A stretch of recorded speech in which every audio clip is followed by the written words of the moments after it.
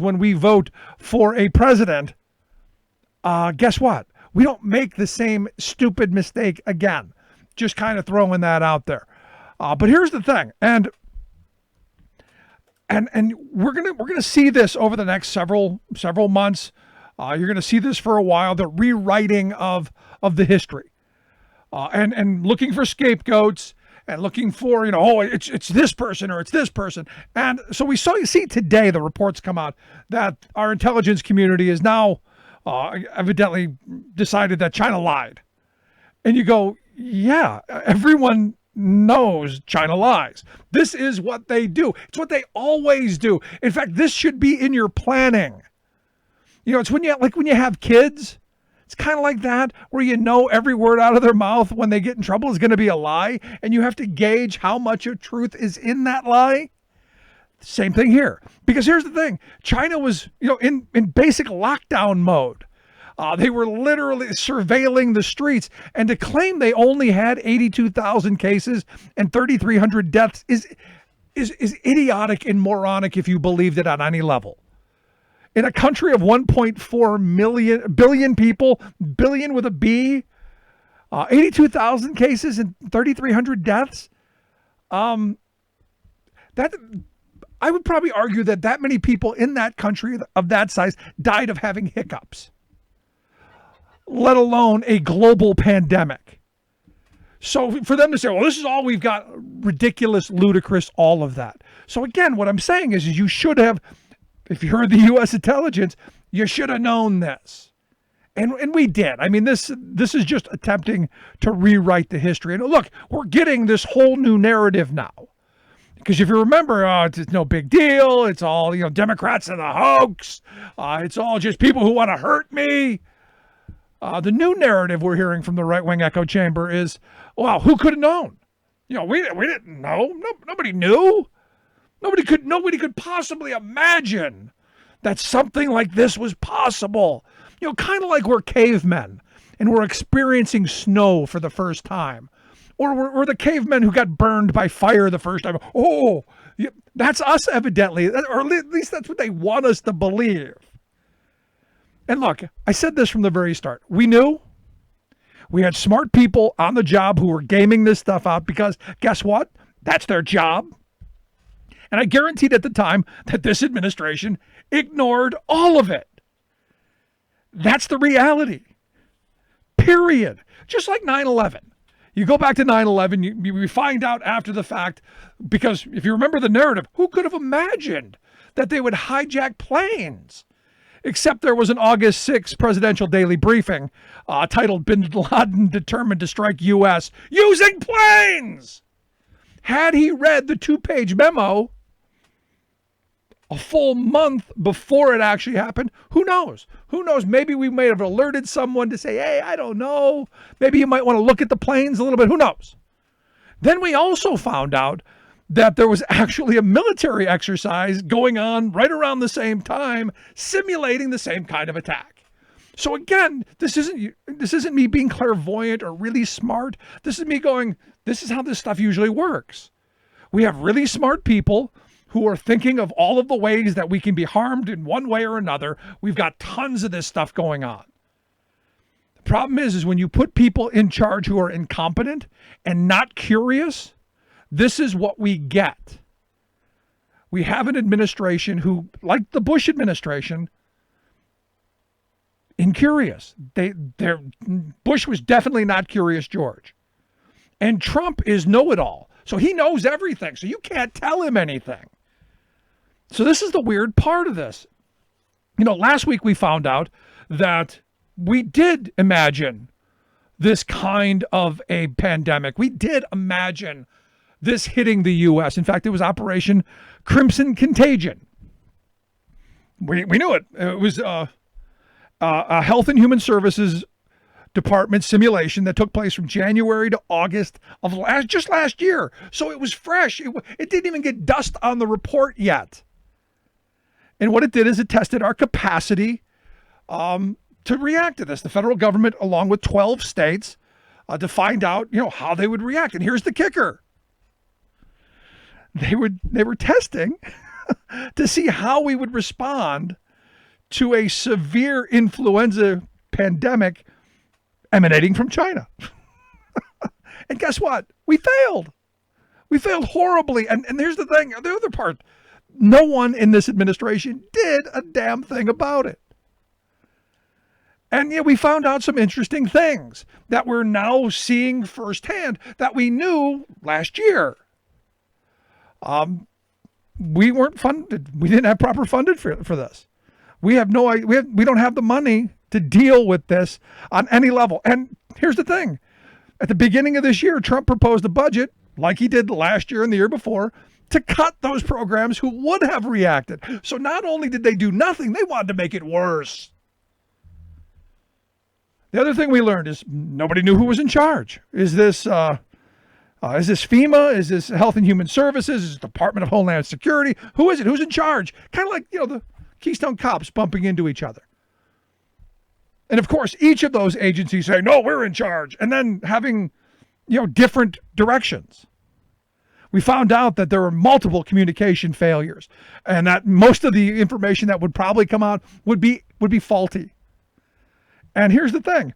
If you're doing that report, you look at the guy at the top who's lied, thousands and thousands of times. You got to think that he's going to put his mug out there at every opportunity. And that's all going to be a lie.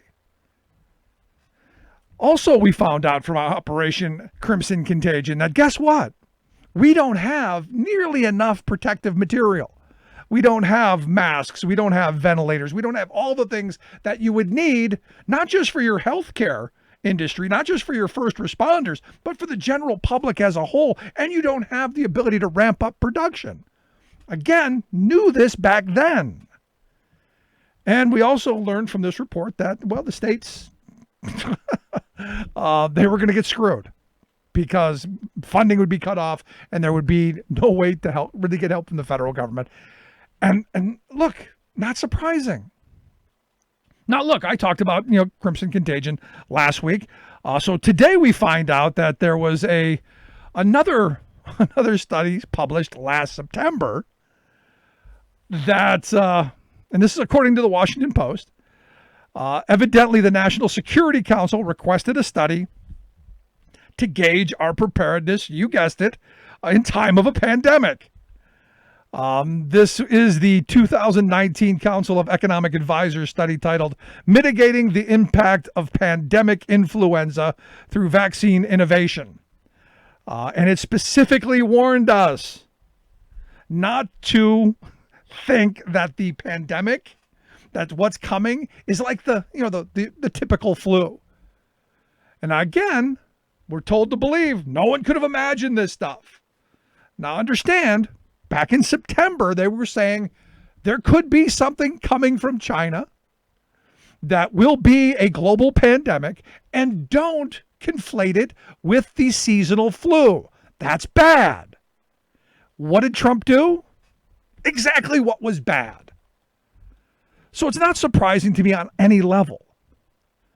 And there's a lot of things in this study that, hey, we needed to speed up vaccines. We needed to do a whole bunch of things. And it said, in this study that, and according to the study, this was a much less contagious strain of influenza than the one we currently have. They're saying it could kill up to 500,000 people and cost the economy almost $4 trillion. And this was a much lesser version. And as I was reading through the story, and this is one of those reasons why they call economics the dismal science. They actually assigned a value for every American life. Anyone between the ages of 18 and 49, your life was worth 12.3 million. If you were over 65, just 5.3 million, which I got to tell you is huge inflation. Insurance companies would never give us that much. Just throwing that out there. So yesterday during the press rally, Trump again throws out there that he doesn't think that he would have done anything differently. Because understand, the Republican narrative is that the narrative is not only that who could have known, but Trump did everything right. And who could have known? But Trump, and it's the impeachment. It's the Democrats' fault that they didn't act in time. Well, Trump just shot that out of the water by saying, "I don't think I would have done any better had I not been impeached." And I think that's a great tribute to something. Maybe it's a tribute to me, but I don't think I would have acted any differently, or I don't think I would have acted any faster. I don't know that that's a tribute. Your ineptitude, not a tribute. Just throwing that out there. The fact that we found out about Corona, our government found out about Corona, probably before December 31st, but the very first confirmed case was on December 31st. And while we can go the impeachment route, saying, well, I was being impeached, I didn't have time to focus on that. Problem is from the beginning of the year till the Senate vote at the beginning of February, you golfed 2, 4, 6, 8, 10 times, 10 days of golfing, 5 days of rallies. So maybe less golfing, less rally, more doing job, kind of throwing that out there as a thought. But it's kind of funny to me that, they're trying to defend this guy and he keeps stabbing them. And I don't think he would have acted any differently, because I don't think he's smart enough to know he did anything wrong yet. I truly don't think he gets that his administration made this worse. They had all the information they needed. They had all the smart people that could have helped. And now you've got them all. It's the CDC's fault. It's the Democrats' fault. It's everybody's fault except the guy at the top who put people into those positions to oversee all of that. Look, when you got political hacks running our departments, this is what you get. And this is what I've been screaming about since the day since the day he came down the elevator and said he wanted to run.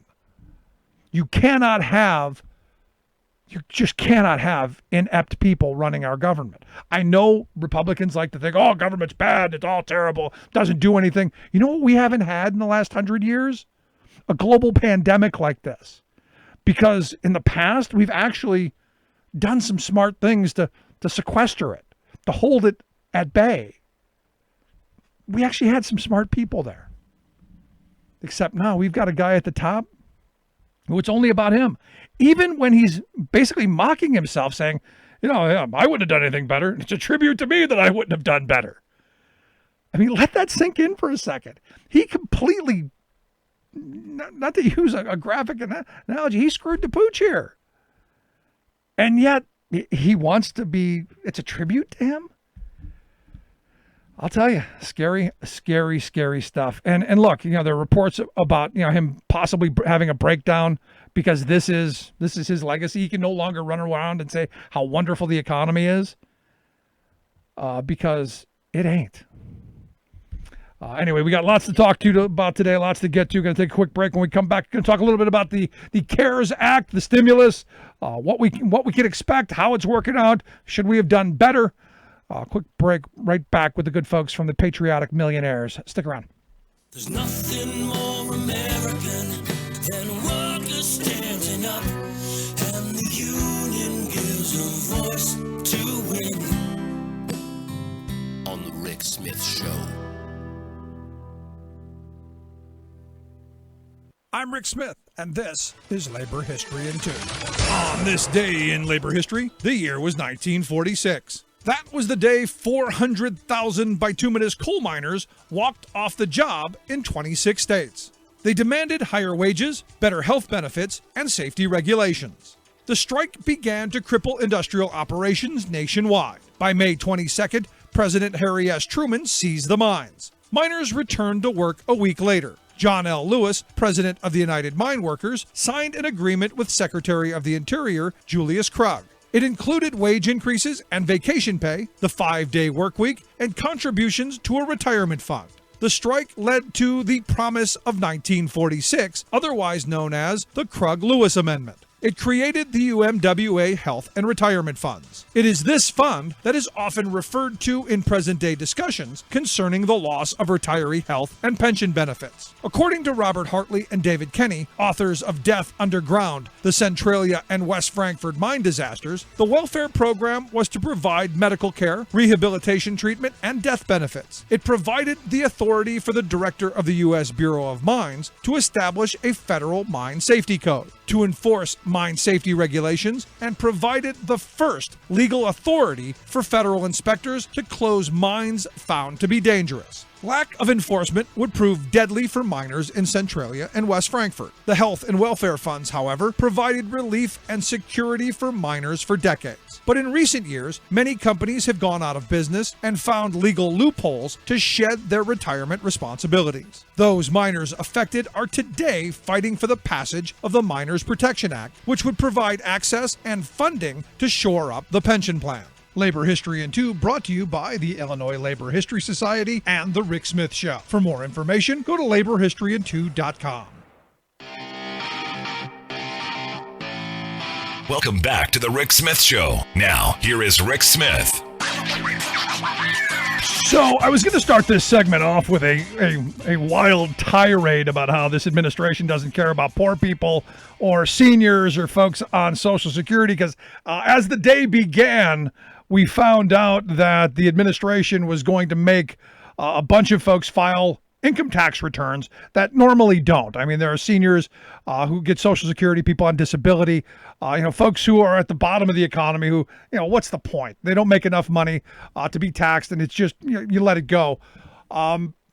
They were going to mandate that those folks have to file a tax return in order to get the $1,200 stimulus check, which immediately I said was disgusting and shameless and ridiculous, because we know how to get the $1,200 to these folks, because you're sending them monthly checks anyway.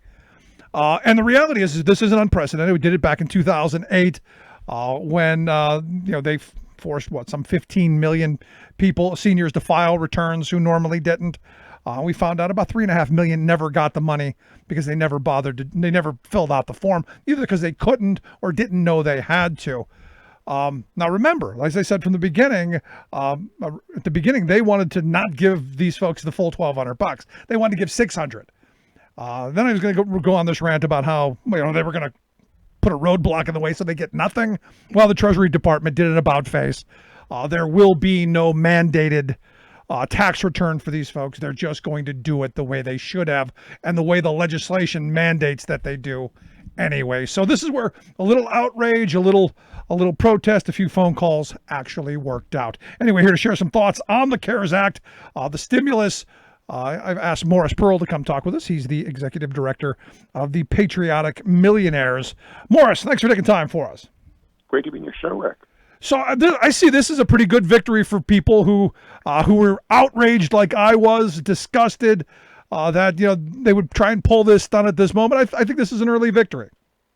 I mean, what outrages me isn't so much whether the $1,200 or the extra $600 for the unemployment insurance. It's the hundreds of billions of dollars just going through complicated machinations to find its way to the largest corporations that are, sure, they're credit worthy, but those are the last people that need help in our environment right now, I think. No, I'm right there with you. Look, I was screaming about the $500 billion slush fund and saying it shouldn't have existed at all. We should be making the people at the bottom whole, and that will trickle its way up to those corporations. And that's the best way I think we can help corporate America.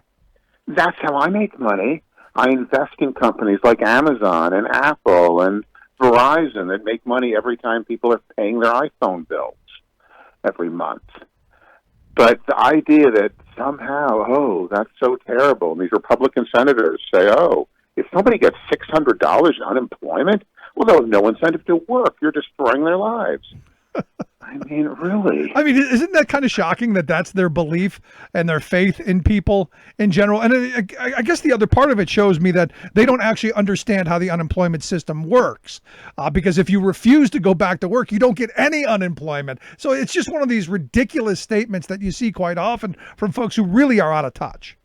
They probably actually believe it, because I'll bet they themselves wouldn't work if they could get, enough free money to live on. So they probably think everybody else is like that too.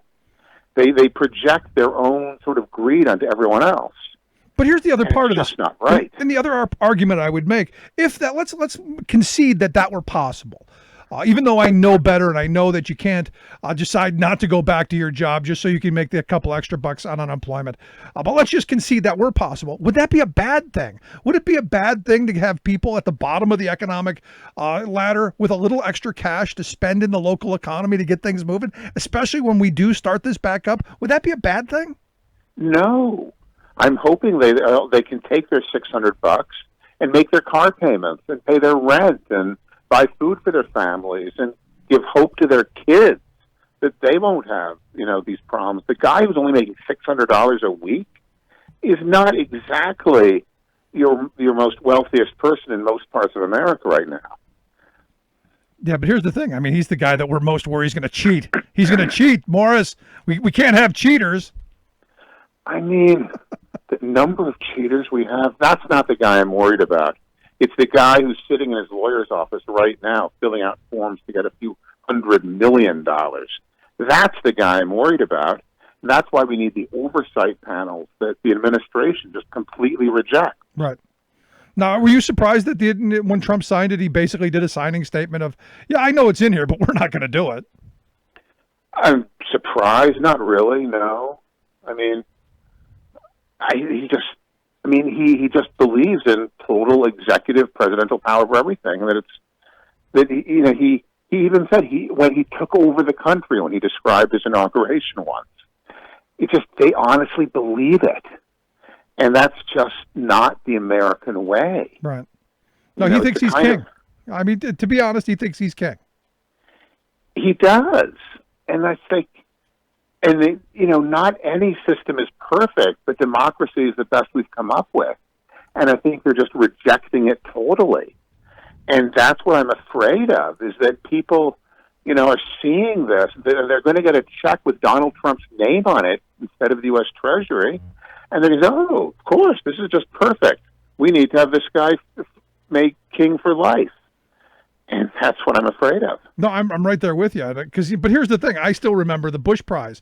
They sent me a letter saying, hey, your Bush Prize is coming. Check your mailbox. And every day we ran to the mailbox looking for our Bush Prize. And it was like $300 if I remember right. And it didn't influence my vote any. It was a wasted bunch of money that we should have spent better. But I'm hoping that folks get this check and are able to survive this crisis, put food on the table for a short period of time. But on the other side of it, realize that, hey, we got screwed in this. Last night on the program, we had Joe Walsh, the former congressman from Illinois, on the program. A guy I, on policy, agree with virtually nothing on.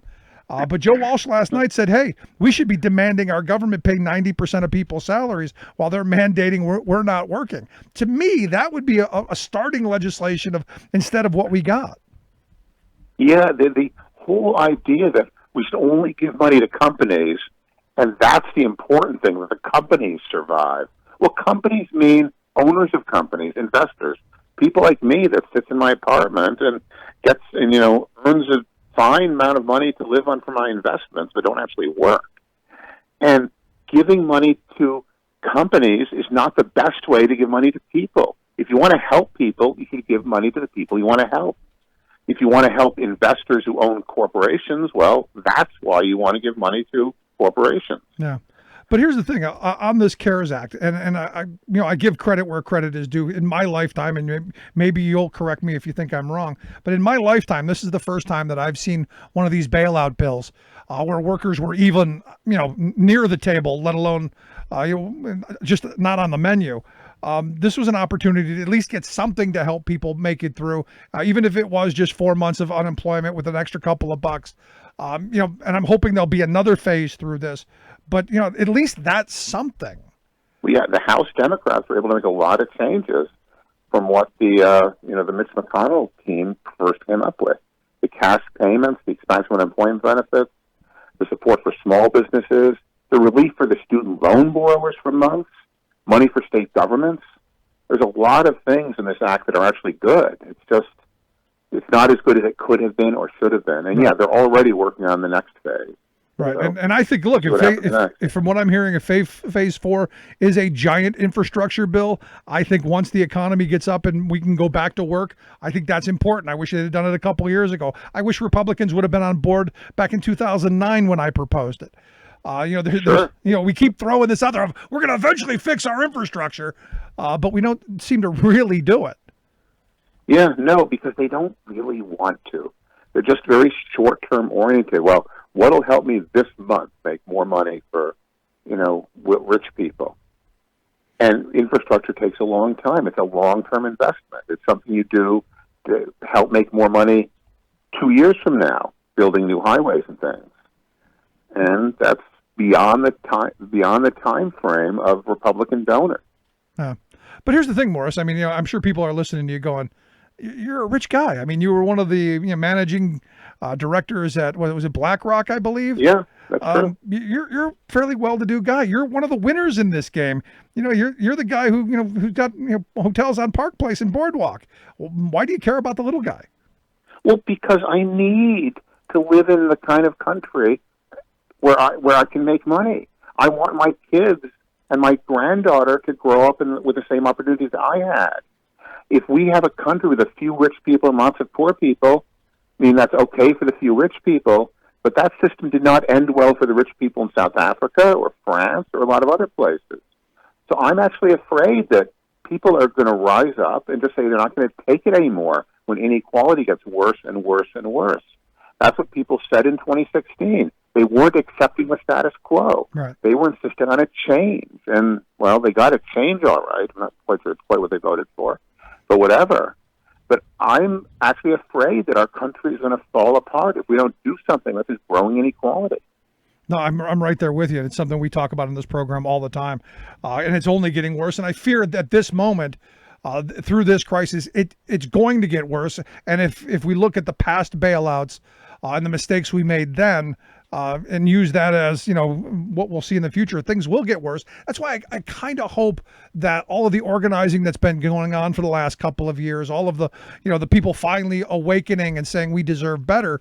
I'm hoping that we demand better legislation in the next phase and maybe in the next administration.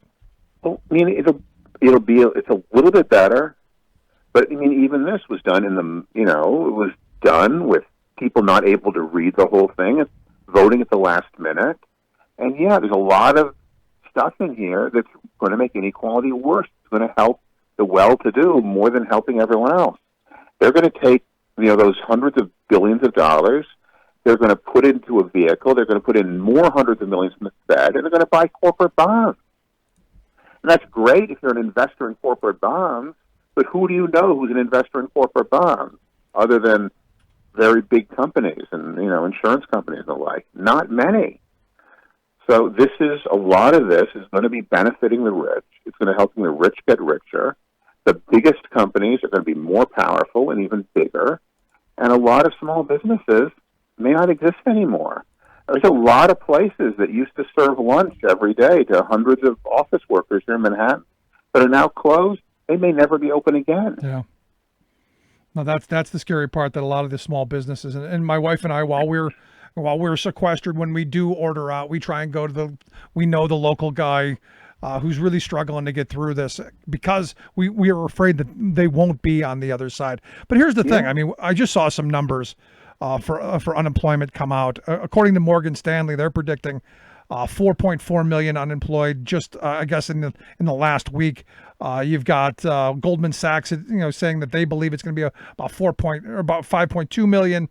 There are the other groups saying 5.5 million. If that's true, you're looking at somewhere around 8.5 million just in the last week or so. And you had the Federal Reserve economist in St. Louis saying he can see up to 40 some million people unemployed with an unemployment rate of 32% if this goes wrong.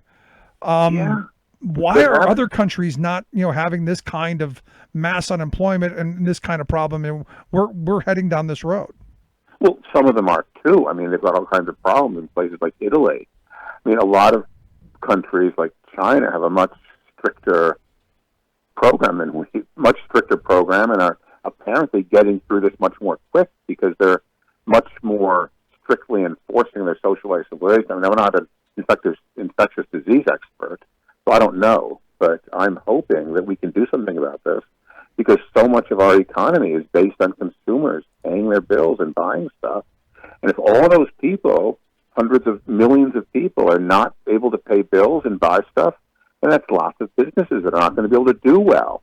And they're not going to be able to do the stuff they normally do. And our income as a nation is going down, not up. And, I mean, that's going to be bad for everybody. Yeah. And I hope that other rich people are smart enough to look at the long term and realize that and realize we should change course and take much more drastic action as you're suggesting. Now, the reason I bring this up is because, I've been saying for years that we have a very tattered social safety net. Lots of people fall through it. And even if you do get to use some of the programs when you need them, they're not big enough to actually really help you. They're basically starvation programs. And I look at other countries, in Europe who have, really robust safety nets. Is that something we need to be looking at, in times of these crises? Like every time, it seems like we're getting, these economic, crises every several years. Shouldn't we have a way to, take some of the edge off of that? Well, I'll tell you, we have a bunch of senators, like these guys from South Carolina, who say, oh, the only incentive to work and make money is the fact that you're going to starve to death if you don't. And that's why people start businesses and make money, because they need to do that because we force them to it. But no, the people who start successful businesses are people with safety nets below them. Guys like Jeff Bezos, who started Amazon, and Mark Zuckerberg, who started Facebook, they became billionaires in part because they had parents who give them hundreds of thousands of dollars and support them for years without them having to actually earn any money. Those are the people who can start businesses and do innovative things and make money, make the economy go. People with this giant safety net below them. The people who don't have a safety net, who actually need to earn money every week to live on, they're not starting new businesses and doing innovative things, except, unless they're in the Nordic countries in Northern Europe. That's where there's more new businesses being started than the United States now. Well, I got to tell you, I'm listening to you say this, Morris, and and I'm on the backdrop of.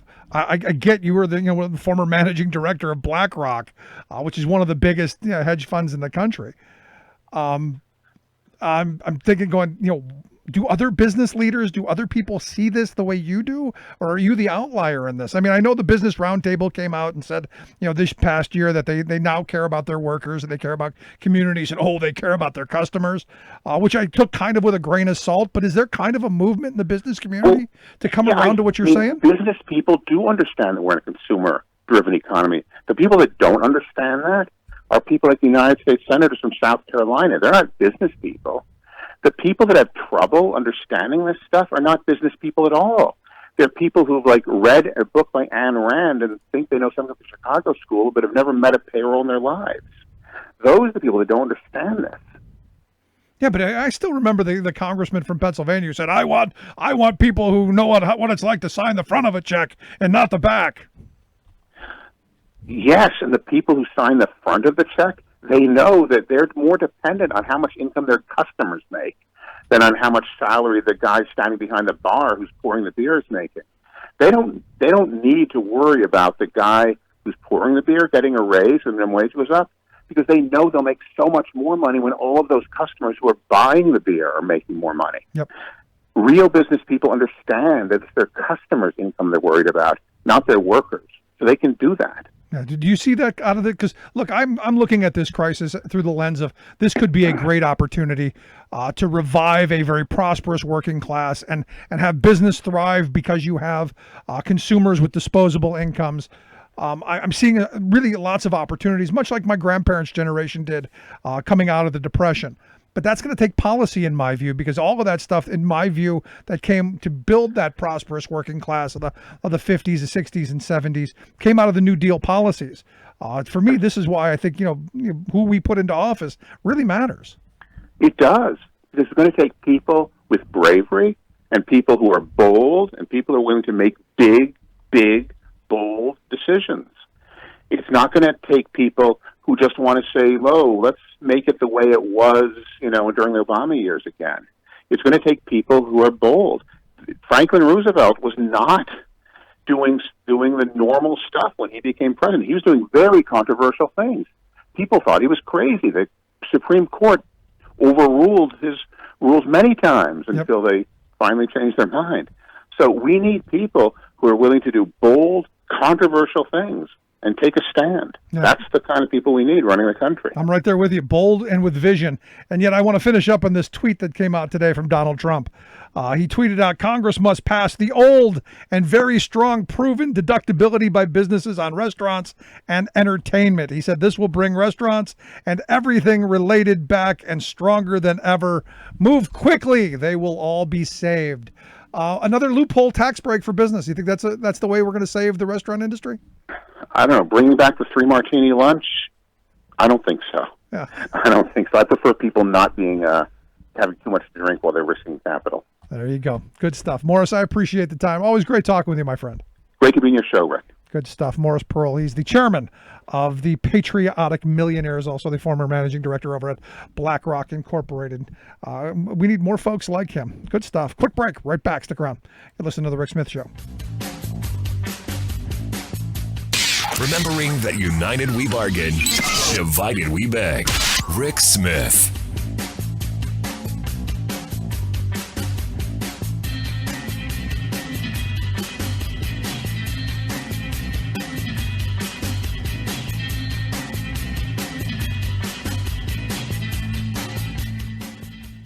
I'm Rick Smith, and this is Labor History in 2.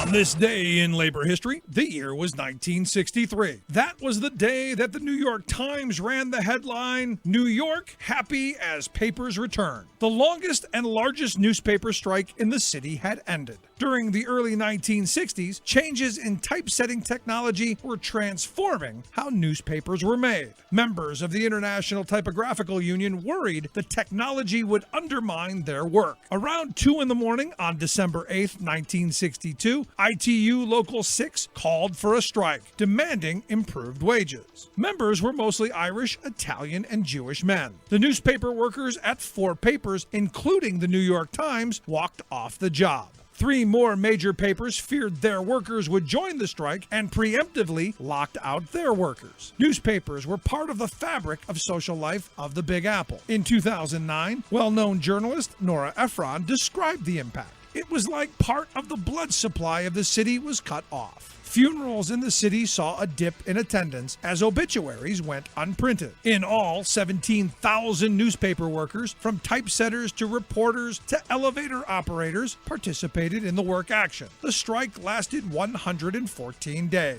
600 million newspapers were not printed. The strike cost newspaper owners $100 million in lost advertising revenue. In the end, the strike was finally settled, and the workers won a wage increase. But they did not win any guarantee against the implementation of new industry technology. A few months after, the newspaper The Daily Mirror closed up shop, blaming the workers and the strike for deepening its existing financial troubles. And not surprisingly, both the Times and the Herald Tribune used the strike as an excuse to double the price of a newspaper from a nickel to a dime.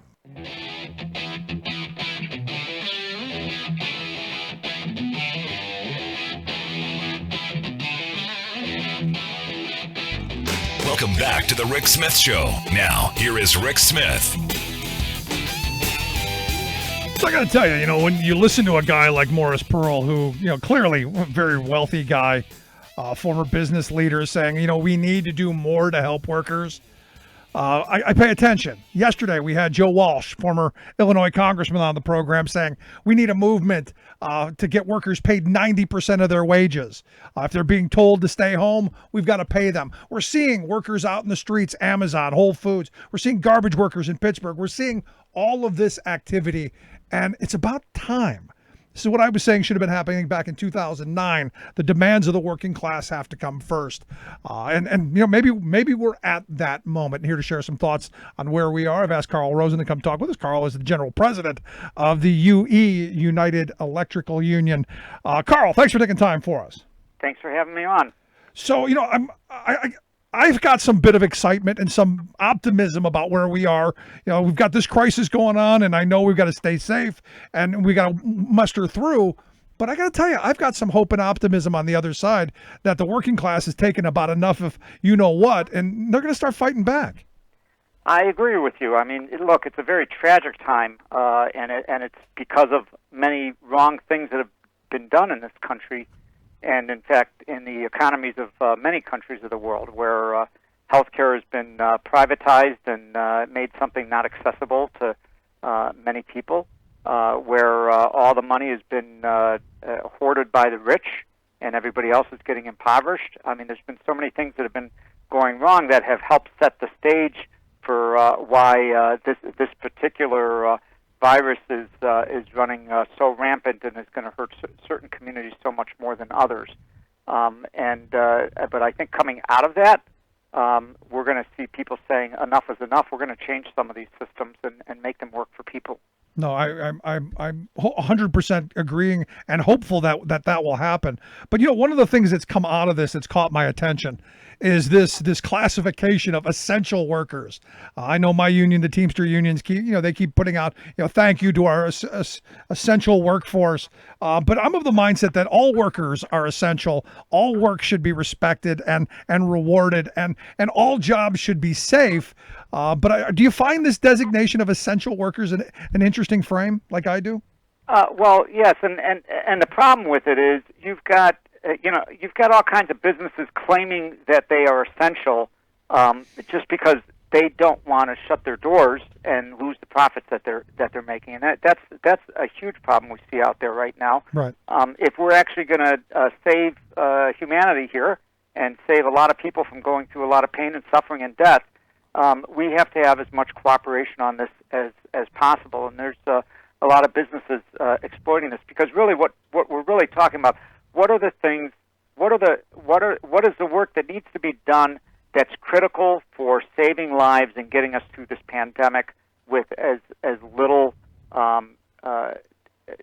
illness and death as possible. That's really the definition. It's not essential is not really the right word. What's the critical life-saving jobs right now? And clearly, if you're in the healthcare area, if you're in the food supply chain, if you're in parts of transportation, certainly like the truck and train traffic that has to move things around, chunks of the public sector, certainly first responders, etc., and some other jobs. Those are things that are necessary to make sure that the rest of us can stay home and stay out of the way and not create even more of a burden on the healthcare industry than is already there. Yeah, I know, because I've talked about this before, and I've had a bunch of my listeners, give my homosexual listeners, they like to point out that gun stores are essential, and we need our guns. And I'm going, no, you've already got your arms, you've already got your stash. Be happy with your with your stash of ammunition. You've got enough. Stop going around people. This is about staying home. This isn't about having another place to congregate. And again, this is another one of those. Where's the definition of essential? And I think I like the idea of making it critical instead of essential. Right, and critical for sustaining life. I mean, that's really where we're at. We're at a very existential point here for a lot of people. And when you hear figures like, and I did this calculation several weeks ago when they were first saying, a 1% mortality rate, and if unchecked, 70% of the population is going to do that. Well, you do the figures. 70% of the U.S. population is a little over 200 million, and 1% of that is 2 million. I mean, we were on track for 2 million deaths. And fortunately, some of the governors started waking up at the time that the federal administration wasn't, and started to lock down some places that is hopefully going to keep us from getting anywhere close to that. But this is really about what is critical to save lives in this situation. And that's where the focus should be. And those workers who do need to go to work every day to help save the rest of our lives, they need all the protections that they can get. We see this as there's a simple 3-step program here. One is get everybody out of the way that you can by shutting down all non-essential, non-critical to sustaining life workplaces. Shut down a lot more than is shut down right now. 2, for the people who do need to work, You need to give them everything they need, which is not all of the PPE, all of as much space, as much resources as they need, so they can keep doing that work and not get sick themselves. And thirdly, in order to sustain the great bulk of the American population, probably, hopefully, somewhere getting close to 80-90% of it staying in the house all the time, you have to have massive economic support because those folks aren't earning a living right now. And they made a down payment on that with the CARES Act last week, but we're going to need a lot more than that to get through the next couple months because it is going to be, it looks like, a solid 2 months yet and maybe even a little bit longer. Yeah, every report I read puts it somewhere between 2 months and as long as 8 months.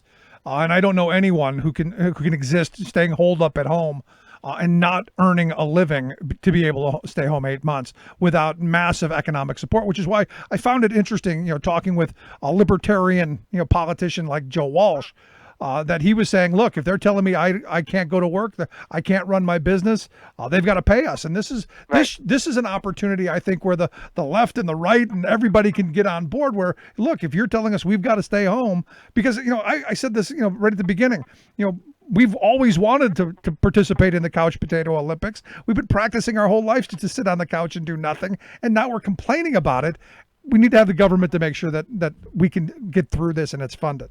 Yeah, that's absolutely right. That's absolutely right. And unfortunately, fortunately, there were some good things. This idea of $600 extra on top of regular unemployment really works well. I mean, anybody who's making less than $30 an hour or so is probably going to be getting as much money on unemployment right now as if they had were continuing to work, and that's the way it should be. That's what we need. But some things were left out. Number one, health care. Most people who are getting laid off are going to lose their health insurance. Usually, it's good till the end of the month. If you got laid off in March, April 1. Your health insurance premium is no longer going to be paid, and somebody's going to be expecting you to pay it since your employer isn't. Or guess what? You get sick. You're not going to have the coverage that you need. Right. So we've got to pass universal health care right now, at least for the duration of this crisis. And I'd love to see Medicare for all going forward into the future, but at least right now we have no choice to do it because literally tens of millions of people over the next couple of months are going to lose all their health care coverage. We also have many people who aren't being covered through the unemployment compensation we have now.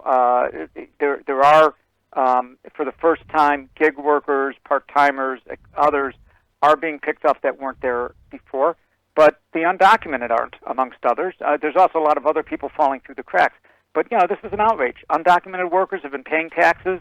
Their employer has been paying unemployment taxes on them. They're paying into the Social Security and Medicare system. The employer's paying in for it for them too. Everything that's being done as all other workers that help support our social safety net has been done. But now they're not being allowed to collect unemployment, and that is not only just wrong from a fairness point of view, but it's also wrong because if you leave, whatever the figure is, 5, 6, 7, 8 million people who are workers in a situation where they have literally no income, are they going to stay home and just starve to death?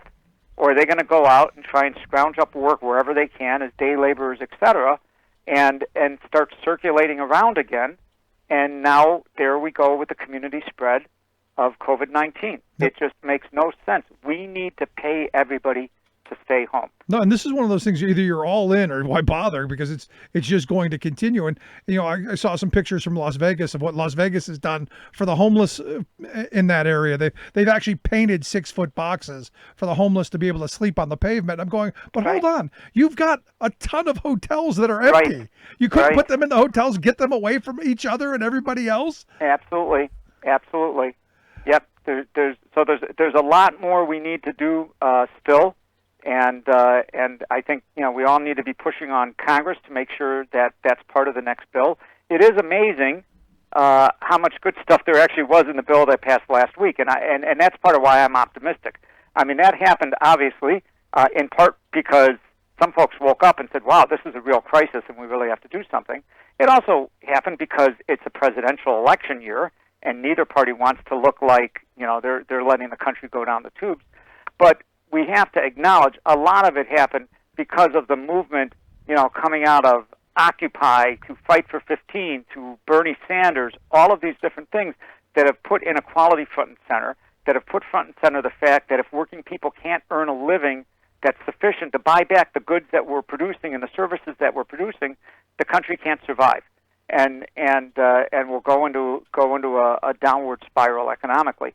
And so I think all of that together is what created the stage that there were some good things in that bill. Of course, it didn't hurt that for getting it passed that the Republicans gave away billions of dollars to a bunch of corporations again on the other side of things. Arguably, even more money on that side than going to the workers. But that was the price that had to be paid to get this done. Yeah. It's also interesting how, after years and years of their complaining about deficits when they're out of power, now that they control the Senate and the White House, all of a sudden deficits don't matter. But that's good. We're glad they woke up and realized that it's only the federal government that can sustain things when we get into this kind of situation. No, it's exactly where I was going to go next. I was going to bring up the fact that it's been my position, and I've taken some heat for it, but it's my position the only way this gets through in the form that it's in is if we have a Republican in the White House, especially Trump, because I don't think there's no way Republicans would have gone along with Obama proposing this, and I don't even know that Bush would have gotten anything like this through. Yes, well, but again, that's partially because the times have changed. And, back in the Bush years, there was still all this focus on the need for a balanced budget and no deficits and all of this kind of thing. And you just haven't heard that in recent years. In fact, the bailout that was done in 2008, I mean, there were two huge problems with it. One was it was all tilted towards the top. But the other was it wasn't nearly big enough. And that's why it took so long for employment to start growing again and for employment to grow so slowly over those years. It took like 6 years to get back to unemployment levels that were anywhere near to where they were at before the recession started. Right. So which bail are you talking about? The 2008 one, the TARP under Bush, or the 2009 one under Obama? And the 2009 under both of them were too small. The size of the fiscal hole that had been created by the collapse of the housing market. Those figures, and there were economists at the time, folks like Dean Baker and other folks around the Center for Economic and Policy Research, who said, here's the size of the hole, this is the amount of money that's got to be pumped into the economy or we won't have a good recovery. And we don't know how deep this hole is right now, but if you're talking 3 months, say, where we have very minimal economic activity, that's a quarter of the entire gross national product of the U.S. You can do that kind of calculation, and then that's of course assuming that you come out the other side and everything starts up again, which it won't. I mean, there's going to be a lot of businesses that go out of business; they'll never open their doors again. Yeah. And so you're going to have how many workers, permanently without jobs because of that. So how much more money do you have to spend to get things going? That's what we need to be looking at.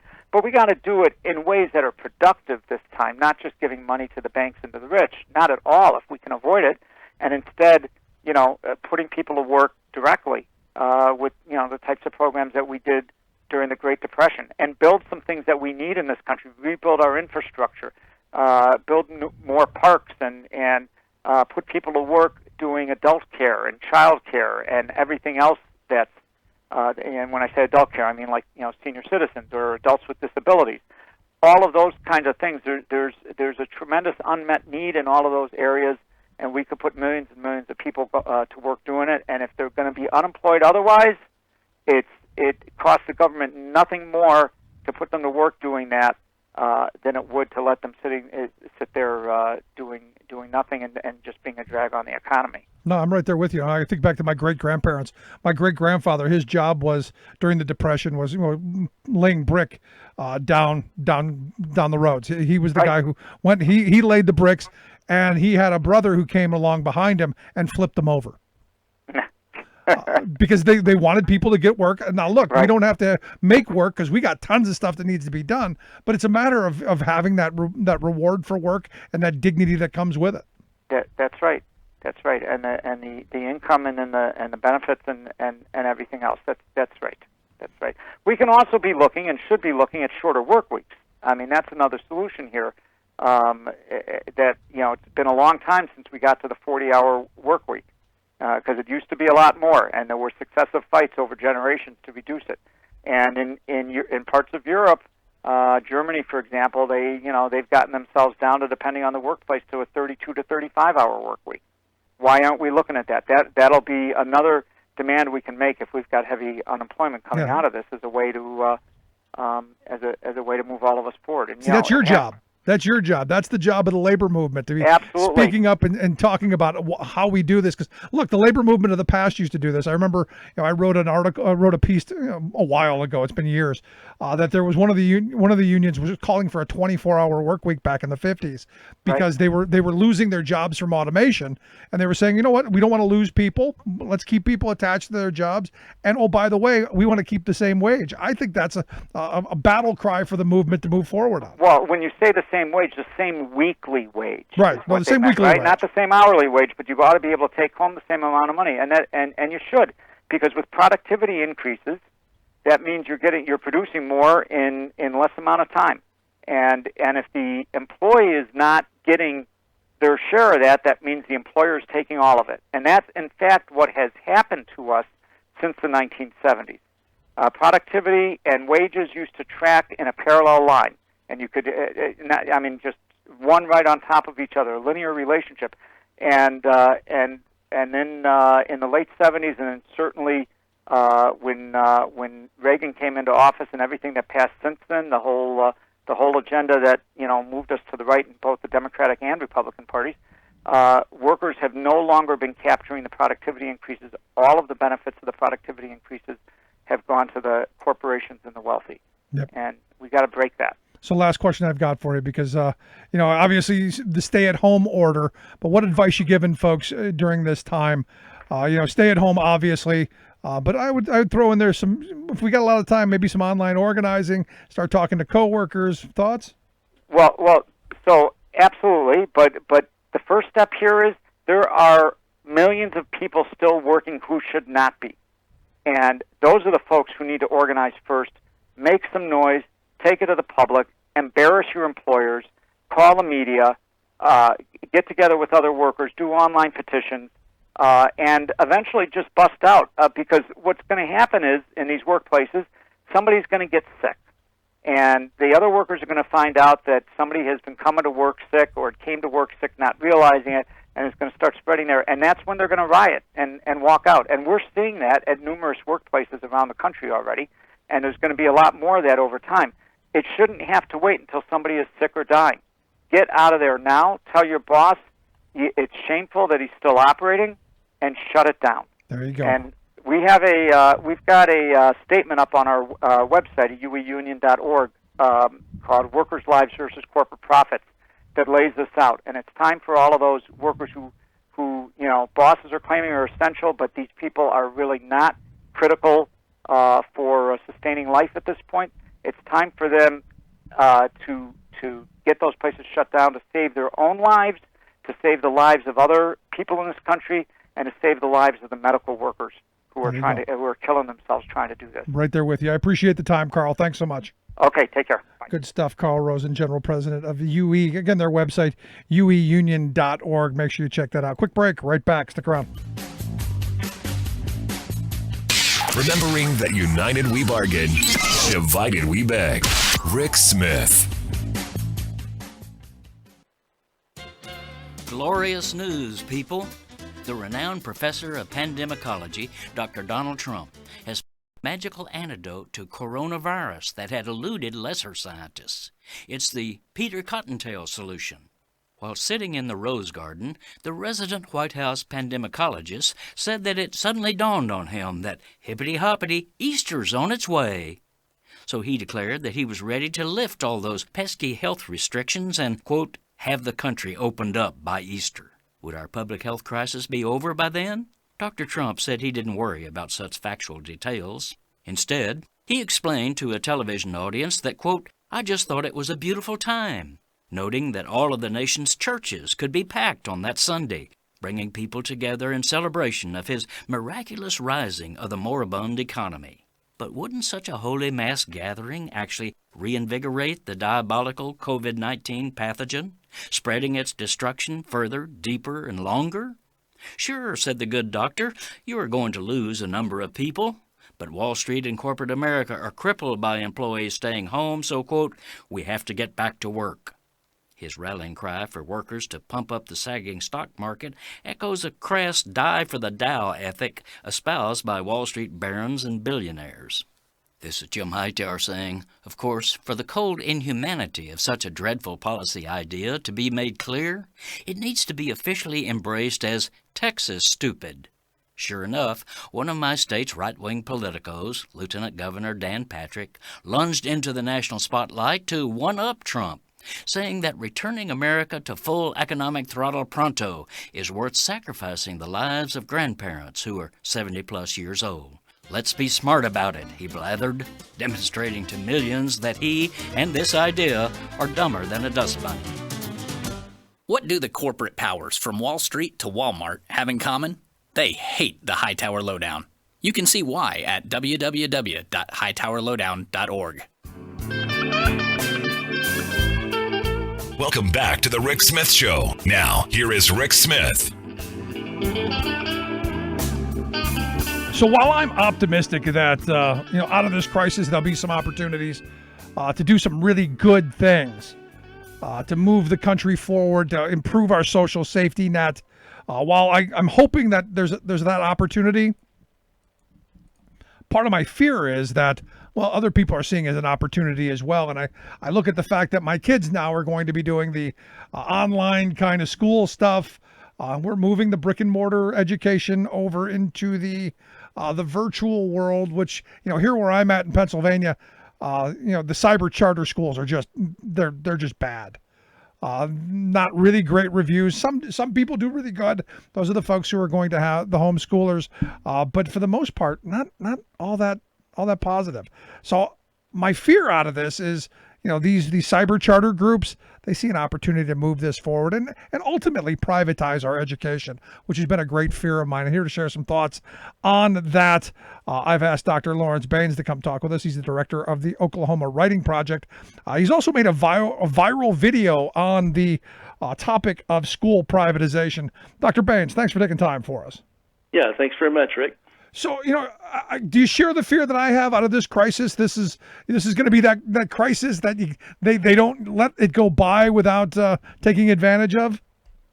Oh, it's been going on for a couple of decades now, this privatization of public schools.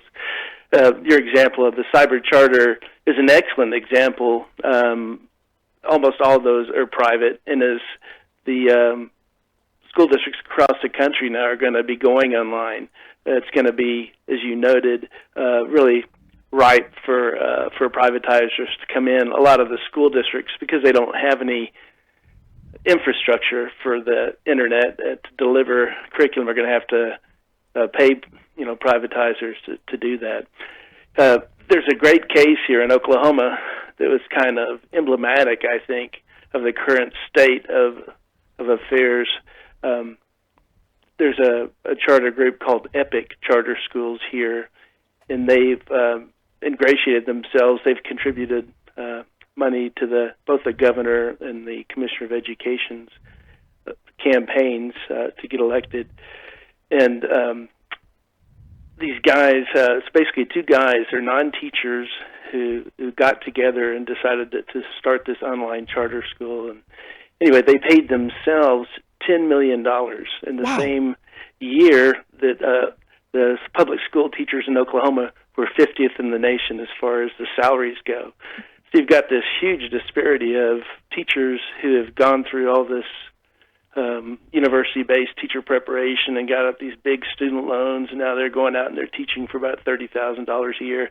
You've got these two guys, non-educators, who are earning $10 million in a very short amount of time. And where does that money come from? I mean, like, I complain all the time. Every time I hear a charter school or the cyber charters advertising on the radio or TV or billboards, anytime I see that, I complain that, hey, there's my tax dollars hard at work. Where are these guys coming up with $10 million to pay themselves in a state where they're paying teachers $30,000 a year? Where's that coming from?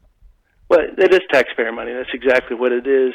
Most of the states have agreements with charters and cyber charters as well. Sometimes they're differentiated, sometimes they're not, but they pay on a per-kid basis. And so if these charter schools say that they have this many people, then they're going to get that much money from the government. Yeah, but here's the thing, Dr. Baines. Here in Pennsylvania, the average, we'll make the argument that's $10,000 a kid. That's a lot of kids to get to $10 million. Right, it's a lot of kids, and that's Epic was under, and they're still under investigation for that because the OSBI, the Oklahoma State Bureau of Investigation, has been looked into their accounts and thought that they were slightly inflated. They accused them of having ghost students.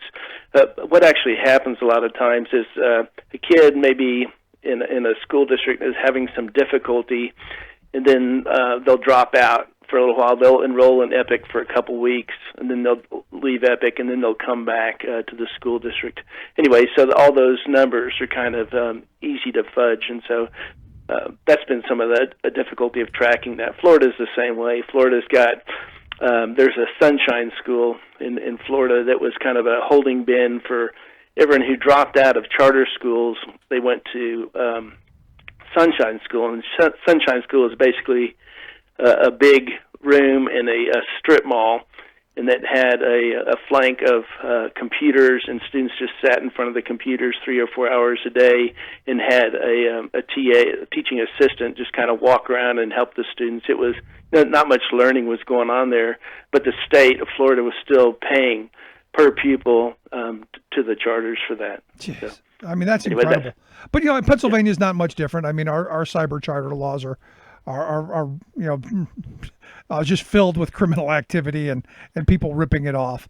I could go through a bunch of them where, kids were supposed to get laptops and internet access, and they didn't bother. There was the one charter school that actually doubled as a nightclub at night, kind of a strip club. I mean, there's all of these shady operations. And this is what happens when you throw education into the private free market. You get, gamesters who are going to try and figure out how to game the system to enrich themselves. And, if those kids get educated or not, easy come, easy go. Yeah, the really alarming thing about the current state of charter schools, and vouchers are the same or perhaps worse in this country, is that there's no accountability. Like public schools, every penny is accounted for, and we know how many special ed students, how many free and reduced lunch. It's basically closed books when you come to charters. What the charter school will do is that once it gets started, then it'll also launch a side business. It's a private agency. So if it's like the Rick Smith charter school, then you'll have the Rick Smith Educational Services Company that you'll form as soon as that's been approved by the state. And then Right. what you'll do is then you'll pay yourself, Rick Smith Educational Services, to provide all the services for the charter school. And all that is there's no accountability for that because it's a private business. And so that's how a lot of that stuff is run. Yep. And so we don't really know the extent to which the corruption is happening. Really, it's been the few intrepid reporters who are still out there who've just been digging, who've uncovered all the graft. There's a charter school in Houston that's has no library, no playground, no sports equipment. It's in some portable buildings in a vacant lot. And the guy who owns that charter school has $12 million in the bank, and then he's also bought a condo in the Galleria. It's kind of a spritzy area in Houston for storage of school records, and he's bought another condo in Dallas near the Dallas Galleria, also for storage of records. I mean, it's just unbelievable. It's just a money grab. Right? I know it is, and look, we've heard all of them, and it's not just the curriculum that they privatize. It's janitorial services. It's Everything. the lunch lady. We now got privatized lunch ladies, and they make wild profit off of that. The corporate mindset has taken over, and I don't know that we're going to really be able to grab that back at any time soon, because they've spent so much money training us to believe that private is better and that public is bad. And look, the public schools, they're not out running ads saying how well they're doing. They're not out running ads saying how many of their students go off to college and all of that. It's really a fight of two boxers in a ring, and one of them's got both hands tied behind their back and tied to their feet. Yeah, that's an apt description. I mean, in the public schools, for example, special education has so many requirements. If you have a limited English proficient student, so many requirements. Student in a wheelchair, you have requirements. You must offer this. You've got Title IX. In charter school, it's kind of open season, kind of create whatever you want to create. So one of the things that's really, I guess, worrisome about that, if you look at the data on that, is that charter schools are kind of resegregating the countries. If you look at charter school populations, if you're a black kid in a charter school, highly likely that you're not going to have any white students in any of your classes. Ditto for the white students. They're going to be highly unlikely to have a black student in your classes. There's some charters that are integrated. There's some charters that are doing a good job, but there's just got that room for malfeasance and for making things really worse. There's some charter schools right now, like in San Diego, there's a charter school that's for Somalian Muslims, and that's a publicly funded school, and there's a charter school in Chicago that's restricted to black males, publicly funded charter school. There's a Jewish school in Florida. Anyway, all those are sure. We're resegregating schools. Ourselves based on who can navigate the system and get the funding, and who has the political connections. Because not just Dr. Baines, who I understand runs an incredible writing a group. You can't just say, hey, we're gonna bring in writers and start a charter school. You don't have the connections for that. Yeah, well, that's true. That's where the money is to be made right now in education. You're not going to get rich being a teacher or being a principal in a public school. You'll make the money in the charter and the voucher, and you don't need an education degree. Oh, that's the other thing I wanted to talk to you about, Rick, because I know that you're very concerned about the future for the working man. Is in a charter school, there's no requirement that you be certified in any way. So charter schools can hire anybody. And as a result, less than half of teachers at charter school actually have any benefits or insurance. And so, and their contracts they basically don't receive tenure. And if you look at their pay, by and large, they get about 20% less than the comparable public school teacher. So, and they have very little bargaining rights. And so that's the other thing that's worrisome is that sector grows, and we're going to have more and more teachers who are going to be increasingly vulnerable and don't have benefits and et cetera. And worse than that, we're going to turn the profession, the art of teaching, into transient labor. I mean, I look at what they've done with with Teach for America. While it's great that you have young ideological people who want to change the world, what it's really, in my view, turned into is an exploitive opportunity for these corporations to bring these ideological, excited, enthused workers in, and then work them 90 hours a week, burn them out, and send them down the road packing for the next group. That's an apt description. Really bright kids, but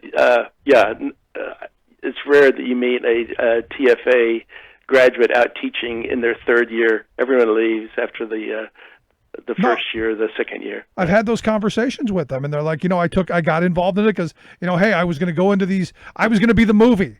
I was going to be, that teacher that went into that school and I changed the world, and I worked 80, 90 hours a week. And at the end, it was just about the money, and it was really apparent it was about the money, and they burnt out and moved on to something next. Yeah, absolutely. And even some of the charter schools that are held up is really meritorious, like the Harlem Children's Zone is famous, and President Obama and Secretary Duncan went out there and said, every school in America could be like this. Well, the the principal, Jeffrey Canada, of that school, after he retired, received $1 million a year in salary from the school, and the current principal of that school makes $850,000, and they've got a PR person that makes $500,000. They've got a lobbyist on staff, so you've got this just an array of very high-paid, powerful people to try to help propagate those things. KIPP is the same way. If you look at the KIPP organization, the founders who don't teach, they make about $500,000. There's a director of marketing that makes about $500,000. These salaries are not possible in the public ranks. So I always forget the name of the school the Obama kids went to.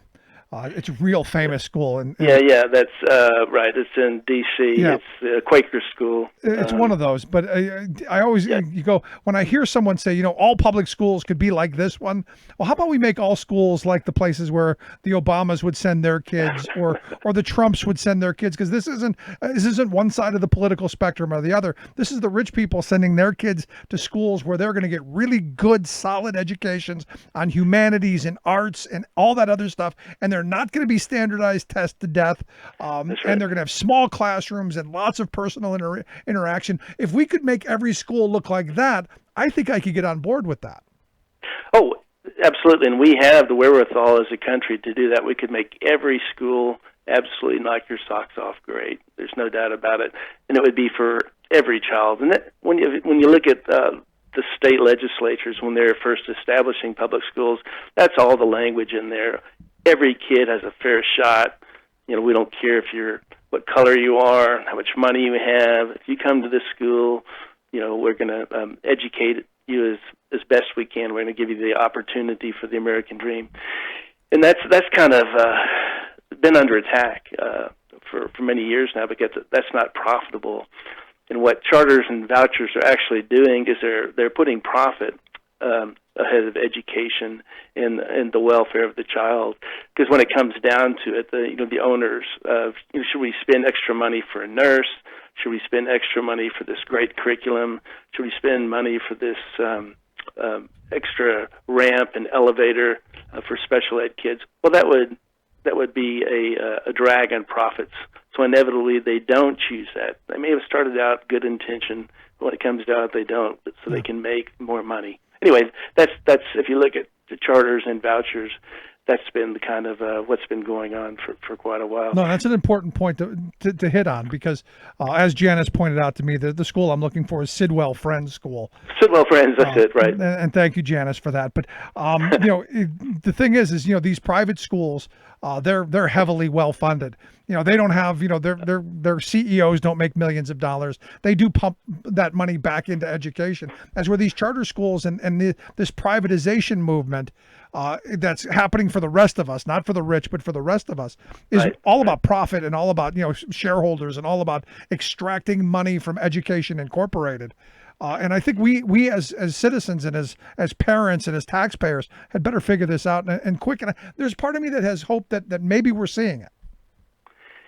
Yeah, there's been kind of a groundswell of support for public education that's emerging.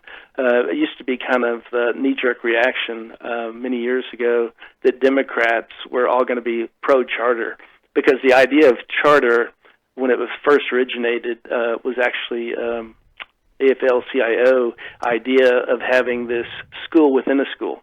So you'd have this school, and then you'd have this kind of experimental school where the best teachers and just select students would be trying these things out. And that was the original idea, experimental, avant-garde.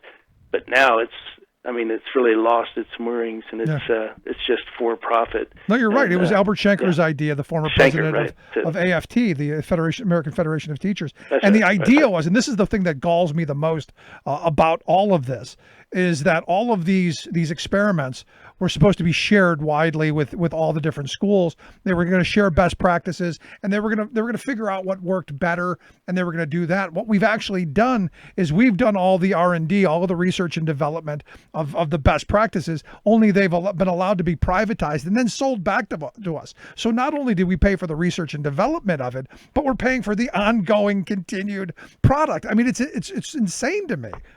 Yeah, it's insane. and particularly when you think about a lot of the people who ratify this are supposed to be fiscally conservative in the legislature, and they're basically just giving money away, giving tens of millions of dollars away. In Oklahoma, our tight-fisted Oklahoma legislature giving that away, and on the other hand, they're shortchanging, and they keep reducing the amount of funding for public schools and public school teachers. Right. I wanted to say, but you hit the reason on the head right at the beginning.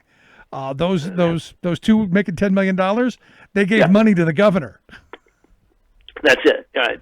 Yeah, the public schools have no lobbyists. They don't have a coordinator of marketing, and a lot of the charters and vouchers now are giving refunds, meaning if somebody would come to their school, then they're going to give the family back some portion of money, $500 or $800. So if you're a poor family, and if I just enroll my 3 kids in this charter school and I'm getting $1,500 back, that looks pretty good for the short term. Anyway, there's all kinds of tricks that are going on now to try to build those enrollments. One thing I wanted to mention is about vouchers, because a lot of people are looking at vouchers and they're exclaiming how wonderful school choice is. If you look at vouchers in most states, and Indiana is kind of the model now, because they brought that out in Indiana with the idea that, everyone deserves to go to a private school if they want. And so these poor people who have a terrible public school down the street, they need another choice, right? And so they ratified. So now vouchers in Indiana are statewide. Anyone can use a voucher and circumvent the public school. But the latest data from Indiana says that there's less than 1% of the original intended population, the poor of Indiana with a failing school, actually use the vouchers. Right, because there's not one in the neighborhood. There's not one in the neighborhood. It's not, and it's too damn expensive. So the voucher might be for $4,000 or $5,000. Well, at the school where the Obama kids went, Seward, it would be like $50,000-$60,000 tuition. They're not going to cut that. No way. So anyway, I'm just saying that there's a kind of campaign to sell vouchers, and the idea it's helping the poor. And it's not. If you look at Indiana, half of the people who have vouchers, their children have never even set foot in a public school. So they've been private all along. Yep, it was a handout for the very wealthy, and I don't need to go to Indiana to see this. A couple years back, we had Senator Mike Fulmer on the program, who's now in jail for dirty pictures on his computer of kids, I guess. So good for him. But he signed and put forth the original voucher bill here in Pennsylvania, and I had him on the program, and I asked him, quite frankly, if I get this golden ticket, you give me this wonderful golden ticket voucher, can I send my kids anywhere? And he said, anywhere you want to go. I go, so okay, so if I can get my kids to Germantown Academy or Abington Friends in Philadelphia, if I'm willing to drive the 2.5 hours to get them in there, this golden ticket's going to pay for that. And he told me, absolutely. And I said, I don't even think you know what your own bill says. There's no way. Because that golden ticket is not going to be for $50,000. It's going to be for 8 or 9. And I'm not going to be able to come up with the other 41. No. Especially if you have more than one kid. You're talking about 82. Anyway, all that stuff is really a scam. But it's how they sell this stuff to us that infuriates me, Dr. Baines, is that it's just, and we buy it because we want, as parents, we want the best for our kids. We want the best opportunities. Oh, gosh, absolutely. Right, and we see that, and that's one of the things that, I empathize so much with parents, and I could see it. I mean, if I'm in a neighborhood that's kind of run down and my only choice of the public school is a place that I consider dangerous down the street, man, I want options, to that. However, the options that we've been given those parents in those situations are really no options at all. If you look at Detroit, where DeVos made a lot of her money, in that where it's less than half of the schools in Detroit now are public schools. They're almost 60% charter schools, and they're all miserable. And the Detroit public schools have not been high achieving, but they achieve better, and the kids are better and safer in the public schools than they are in the charter schools. Yeah. But we'll never get that back. And the more that the public school population declines, the less the funding is, the more schools that get closed. So it's always the schools and the poorest neighborhoods that get closed. It's always the poor, isn't it? We always experiment on the poor. And look, as someone who grew up in a housing project, I know about that. But I hope folks will take a look at your video and the book Privatization of America's Public Institutions, the story of the American sellout. You can get that at americansellout.org. We'll get links out on how folks can take a look at that and the video. Dr. Baines, I appreciate the time. Great stuff. All right. Thanks a lot, Rick. I appreciate the time. Good stuff. Again, make sure you check out the website, americansellout.org, to take a look at the book. Quick break.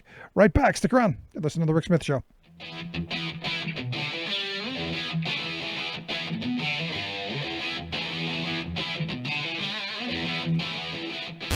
Saving work in America, one show at a time. The Rick Smith Show.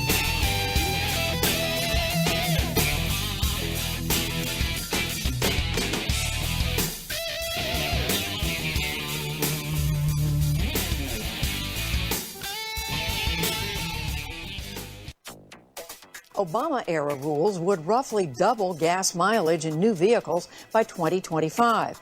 But the Environmental Protection Agency announced that is too much. Trump officially replaces Obama's clean car rules with much weaker standards. Plastics industry sees profit and opportunity in pandemic. Plus, people will try to use this emergency as an excuse to not act on the climate crisis. Earth Day 2020 goes online as teen climate activist says we must fight the climate crisis and pandemic simultaneously. All of those simultaneous crises and more straight ahead. From BradBlog.com, I'm Brad Friedman. And I'm Desi Doyen. Stand by for 6 minutes of independent green news, politics, analysis, and snarky comment. Neural, instead of serving me a thick milkshake with a paper straw, just dump it on the ground and tell me to go myself.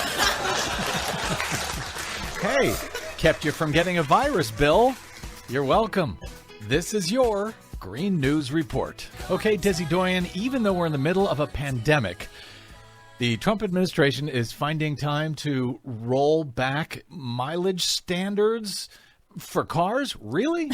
Yes. The Trump administration has announced its biggest environmental rollback yet. Yes, amid a global pandemic, they are moving full speed ahead to wipe out an Obama-era rule setting higher tailpipe pollution standards for the nation's vehicle fleet and increased fuel economy standards. Well, I guess there's nothing else that the EPA could possibly figure out to do during a virus crisis? Apparently, they're not that busy. Yeah. Scheduled to take effect in 2026, the higher standards were a major pillar of federal climate policy and had already spurred automakers to ramp up production of electric cars. Some automakers had requested a slight reduction in the rules, but Trump went further, repealing the whole thing. On Tuesday, the Trump EPA issued the much weaker replacement rule, despite the fact that the Trump administration's own analysis of the new rule showed that it would force consumers to shell out more money for gas and would kill 1,400 more Americans prematurely every year with air pollution. So more people are going to die because of what Donald Trump is doing. And it would make climate change worse. And I suspect getting rid of Obama's mileage standards will work out as well as getting rid of Obama's pandemic response team. There you go. Critics do warn that U.S. automakers will be less competitive as the international market shifts to all-electric vehicles. Environmental groups say the replacement rule is full of legal holes, and they plan to sue. Ultimately, this could be decided by the U.S. Supreme Court. Wonder which way they'll go. The Trump administration is rushing as many rollbacks as possible before the last 6 months of Trump's current term, because that would make it harder for a potential future administration to throw them out. Oh, you mean he's not planning on sticking around for 4 more years? Just in case. Good. The Trump administration also announced that it is suspending enforcement of many U.S. pollution laws during the coronavirus crisis. Inside Climate News reports that the primary beneficiary is the oil industry, which asked for a number of waivers, including not having to monitor or report releases of toxic chemicals like benzene, postponing required equipment repairs that would reduce air pollution in nearby communities, and postponing fracking wastewater disposal rules. Now, what would any of those have to do with being in the middle of a pandemic? They could still do those things. It's true, they could. Former EPA officials say the agency's unprecedented suspension is unnecessary because the agency already has discretion to waive penalties in cases of hardship. The plastics industry sees profit in the pandemic, and it's hoping to reverse single-use plastic bag bans that have been implemented by cities and states to reduce costly plastic pollution. Politico reports that the Plastics Industry Association is pushing the Trump Department of Health and Human Services to publicly endorse single-use plastic bags as being more hygienic than reusable bags during the coronavirus pandemic. Let no crisis go to waste. There is little evidence to support that. New Hampshire's Republican Governor Chris Sununu has already temporarily banned reusable bags during the pandemic. He's banned reusable bags? Yes. Finally, April 22nd marks the 50th annual Earth Day, but now celebrations of that landmark anniversary will take place online due to the pandemic. Earth Day organizers are planning a 3-day digital mobilization, including a 72-hour live-streamed digital march with musical performances and demonstrations of customers cutting up credit cards from financial institutions that finance the fossil fuel industry. In an interview with New Scientist, Swedish teen climate activist Greta Thunberg warned climate campaigners to guard against officials using the pandemic as an excuse to delay cutting emissions. But she also sees a positive lesson in the coronavirus crisis. If one virus can wipe out the entire economy in a matter of weeks and shut down societies, then that is a proof that our societies are not very resilient. It also shows that once we are in an emergency, we can act and we can change our behavior quickly. Smart kid. For much more on all of these stories and the ones we couldn't get to today, please check out our website at greennews.bradblog.com. I'm Brad Friedman. And I'm Desi Doyen. And this has been your Green News Report.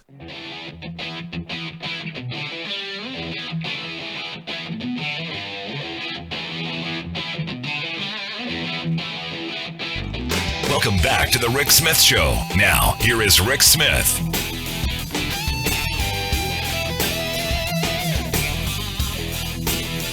Some horrible numbers. Evidently, the latest coming out of Johns Hopkins University, 215,000 cases of the coronavirus here in the U.S., over 5,100 dead. I mean, that just number is just growing, I mean, it was just like 3,700 here just not too long ago. The last time I looked, it's just ridiculous. And now we're finding out that FEMA evidently is going to send 85 refrigerated trucks to New York City to serve as temporary morgues. They have not enough place to put all of the bodies that have been racked up from this. Just horrible. Anyway, here to share some thoughts on where we are, where we're going, what's going on. I've asked our good friend, former Ohio Congressman Bob Ney, to come talk with us. Bob, thanks for taking time for us. Thank you, Rick. Rick, this morning I sent you and I talk, in the mornings I send you things. And this morning, that number that you just quoted, 215,000? 215,000. This morning, when I sent that out, it was 189, and the deaths were 4,081. That's how much has changed. Yeah, just in several hours. I mean, it's right. It's going. And this is the thing where when a couple of weeks ago I had someone explain to me how math works, and as my wife pointed out, that's what they meant by in calculus class, and how the growth would happen and how just in a couple of days the explosion is just going to blow your mind. We're setting that groundwork for the math, as this guy said, over a 60-day period. The math could easily encompass half the country. Well, I think the mid-April date is being used by a lot of people. Ohio, with Governor DeWine, has been ahead of the curve, and I will be the first to admit, when Governor DeWine started with a few things, Rick, I was like, okay, come on, you're overdoing it. Well, here in the end, it looks like DeWine was right, to get ahead of everything. But Florida reluctantly today, DeSantis, the governor, reluctantly is having a kind of, we'll have a shelter in place. You can tell how a governor says something, whether they're, going to be serious about it or not. Or if you heard Mayor de Blasio on TV, you knew where Governor Cuomo, they're serious about it. But DeSantis is sort of like, and he's reluctant to do it. We'll have a shelter in place. The problem we've got is last Thursday we had 17 states with something, and might be 22 now, but we don't have 50. So if this spikes, not if, when this spikes in April, when it's going to get really bad, you saw the tone of the president yesterday. Yep. That was not the Donald Trump we know, is it? And so when this spikes in April, and then it starts to decrease in your state, my state, Pennsylvania, Ohio, et cetera, well, some of the states that didn't get with the program because there's no national rule on this, they may spike, and then those people travel when it eases up and it starts again. Which is why I'm in favor of building a wall right on the border of Florida and Georgia. We just build a big wall. And I've been saying that for a while. Can we give Florida back? Is this like a Trump wall? Exactly. We build a wall. The Smith wall. And we're going to make Florida pay for it. Okay. Hey, you might be president. It worked for one guy, didn't it? Then you don't have to do it. Well, there is that. But, this is the thing. I've been saying this for a while. Every time you see one of these nitwit pastors and they have their big congregations come in, or Liberty University, I say build a wall around them, or just put up a fence, and, make sure it's manned so nobody gets out, and you keep them in there. If you're dumb enough to show up, if you're dumb enough to go through this, you should be the one who has to suffer, not the rest of us. Yeah, they arrested that pastor, and I was saying on Facebook, I put on my friend's post, I said it's a shame they just couldn't throw James Baker and a few others in there. Oh, no kidding. They arrested them, right. No, I'm right there with you. But here's the thing. The guy, what was it? The guy in Louisiana who had been arrested. He went and did it again. Right. Well, he's going to claim religious freedom, etc. And look, I'm like you. I'm not one who easily likes the government doing things. I don't. You don't.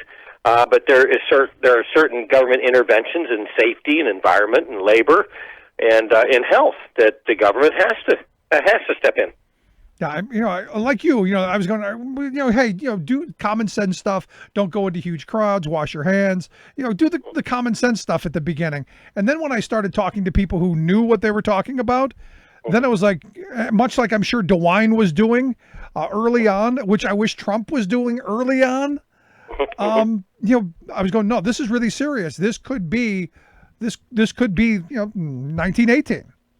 I mean, I will bet you that within a period of time here, it's very possible that President Trump will do a national shelter in place. It's very possible because the tone he had yesterday. Now, don't get me wrong.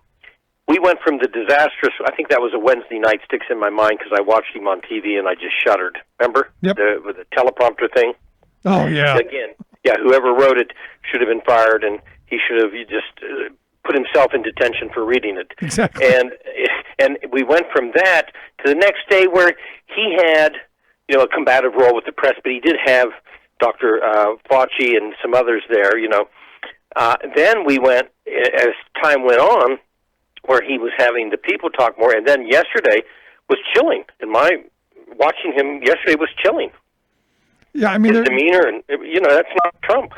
Yeah, and today you had Pence saying, if we were comparable to anybody, it's going to be Italy. Somebody's finally got them to take this all serious.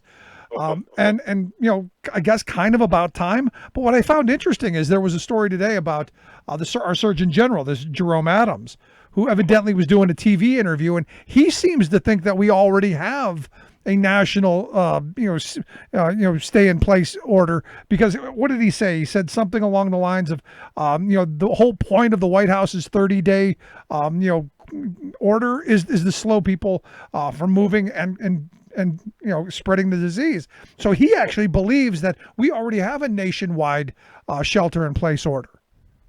Yeah, but we don't. And I mean, I know what you're saying, how he said it, but we really, we don't have that by executive order, which is what we need. Because then people are saying, well, China's recovering. Well, China reclosed its movie theaters. And by the way, the wet markets are right back up operating again with the bats and the whole 9 yards operating again. Yeah, and do we believe anything coming out of China? I mean, seriously, do we believe anything? Oh no! But I posted it on Facebook, and a lady came on my Facebook and said that's a fish market. No, the reason you think it's a fish market is because the Chinese soldiers will not let you take a picture of anything but the fish market. So they're doing this knowingly. If there's a bright side to this whole scary disaster, it's that I think that all the powers to be are getting a wake-up call on what you and I and the rest of organized labor and a few in political office knew. They're no good as a government. You can't trust them as a government, and we needed to put our foot on their neck as a government. And I think that's coming crystal clear out of this. The supply chain, everything else under the sun. So I think there is a positive note when this all finishes that maybe life as we know, manufacturing may get a break. So let me ask you this then, because, I have a lot of people on the left who are complaining that Trump is calling it a China virus and that, there's all this anti-Chinese rhetoric. Would you then consider what we're talking about to be anti-Chinese? Because, look, I'm on this vein, I've been anti-Chinese government for a very long time. I'm with you. I was with the Stand Up for Steel campaign, 10,000 people. We marched down the streets of D.C. We very clearly said we wanted China stopped. I spent 11 years of my life with Bernie Sanders, Dennis Kucinich, Congressman Lobiondo, the late Congressman Lautrette. I can go on and name the bipartisan coalition where we warned and we tried and we didn't hesitate to say that, the Chinese totalitarian government, because they work women, 28 days a month, give them a day off, and by the age of 28, those women are their bodies are beaten down. This is China. They work for 15 cents an hour. This is China. They go to labor camps, And so are we supposed to say, oh, there's an unknown country in Asia that does this to these people? It's China. Right. And I have never, I did have people on my Facebook come on and say, Bob, you're a racist. You're talking about China. Yeah. What am I supposed to do? Name the country that borders the following two countries, and that's what we're going to talk about. It's China. Yeah. No, I'm with you. Not Chinese people. In fact, they would love, the Chinese people in general would love somebody to push their government around for a bit. No, because, all of the exploitation and all the stuff that goes on there, and we've kind of turned a blind eye to it because, hey, we get cheap crap. Mm-hmm. Mm-hmm. And it is just that. And I think, again, at this moment, you're talking about, we need respirator masks. We need products, and we find out that evidently we don't have the capacity to make them because the Chinese have been, just outproducing cheap knockoffs that are literally crap. Well, sure. And remember, the Chinese flooded, and this is a terrible story. The Chinese flooded lead-based painted toys into our government, right? Yeah. Into our country. And what happened? In its wisdom, the Congress actually passed a measure that put a toy company in Marietta, Ohio, out of business because they made them comply in a different way than the Chinese who brought the leaded toys in the first place. How does that make sense? This stuff, you and I could do 3 of your shows on things that the Chinese have done to us in the last 10 years. Yep. We can do that, or that we have let the Chinese do to us. And that's the key. We have let them do. And this is where I think, and I know I'm going to tick off a lot of my liberal friends, but this is where a lot of those voters in Ohio and in Michigan and here in Pennsylvania heard him talking about trade, heard him talking about the job losses, and voted for him based on he was going to be the guy to stand up to China. And I got to tell you, he's done a little bit. And, it's not enough. It's not the right stuff, I don't think. But, some of those voters are still I fear going to stick by him because at least he tried, as where you got Joe Biden who's saying, China's not a problem. Yeah, and look, I make no bones about it. I said I voted for Obama over John McCain. And, of course, I took a lot of grief at that time. And I said it. And one of the reasons I also did is because, first, I thought McCain would start a war. But second, I thought, man, Obama's going to go in there. He's a Democrat. I see eye to eye with the trade policies of labor, So I'm like, this is going to be great. And, of course, he went in and, on this issue, he wasn't great. And neither was George Bush. No. He wasn't great, and neither was Bill Clinton. No, in fact, I had a listener. That's one thing I do give to Clinton. To Trump. No, I had a listener the other day who sent me when the middle class really began being crushed was when Nixon began opening up China. And we basically redistributed wealth away from the working class to the Chinese government. And, I don't disagree with him.